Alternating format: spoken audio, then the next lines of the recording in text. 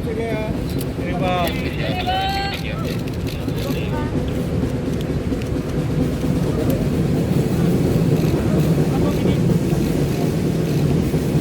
Mohon izin dilanjutkan dengan sesi foto bersama.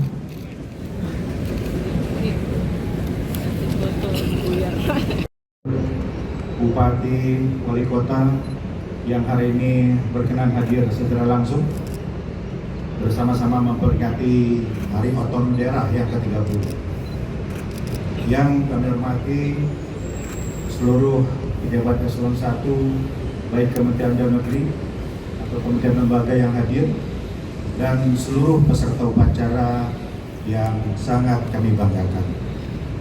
Izinkan kami mewakili Bapak Menteri Dalam Negeri menyampaikan beberapa pesan terkait dengan evaluasi dan juga rencana-rencana konsolidasi yang akan kita terus lakukan untuk menyempurnakan otonomi daerah kita.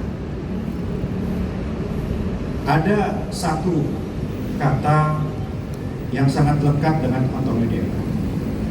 Satu kata yang menjadi roh dari otonomi daerah dibandingkan dengan sistem yang lain, yaitu kewenangan.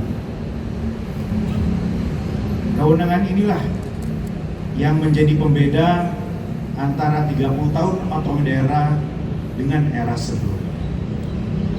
Namun Bapak Ibu sekalian, otonomi daerah ini adalah proses tanpa henti.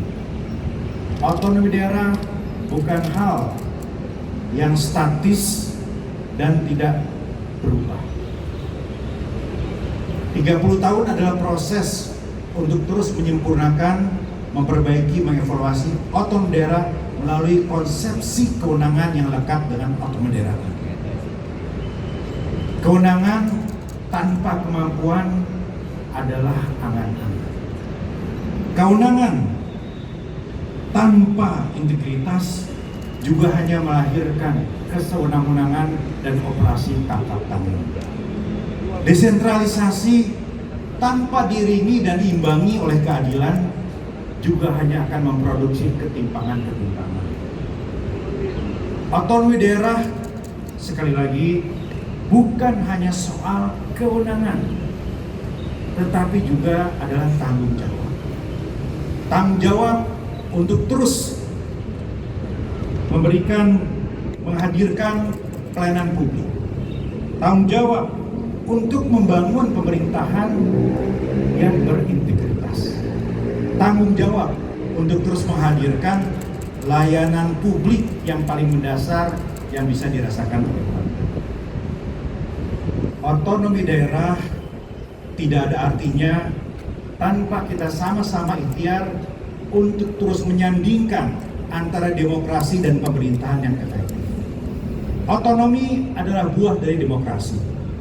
Tapi otonomi dan demokrasi tanpa pemerintahan yang efektif maka tidak akan bisa dirasakan oleh warga. Efektif dan termasuk juga keseimbangan antara Forkopimda di seluruh daerah, memastikan bahwa setiap kepala daerah membangun komunikasi yang baik dengan warga dan rakyat adalah bagian dari ikhtiar untuk membangun pemerintahan yang efektif. Dan otonomi daerah harus diiringi oleh ikhtiar tanpa henti untuk terus memperkuat kelembagaan dan sumber daya manusia. Karena otonomi daerah bukan hanya memerlukan bupati, wali kota, gubernur yang hebat saja, tetapi juga pimpinan OPD, eselon-eselon di bawahnya, para kepala bagian, para kepala seksi, camat, lurah, kades yang juga mumpuni untuk membangun pemerintahan yang efektif. Otonomi daerah adalah juga tentang kemandirian. Apabila kita mengevaluasi 30 tahun perjalanan otonomi daerah, maka akan nampak pekerjaan rumah terbesar hari ini bagi kita semua adalah meningkatkan kapasitas fiskal daerah dan kemandirian ekonomi di daerah. Bapak Ibu hadirin, terutama para kepala daerah yang sangat kami hormati, hari ini kepala daerah menghadapi tantangan yang tidak mudah pada 3 tingkatan. tantangan di tingkat lokal, tuntutan dari konstituen, pemilih dan rakyat dan warga, tantangan di tingkat nasional untuk mengawal program-program prioritas dan astra kita, karena otonomi daerah itu ditegaskan dalam poin ke-7 dari astra kita, demikian juga dalam RPJMN kita 2025 dan 2029.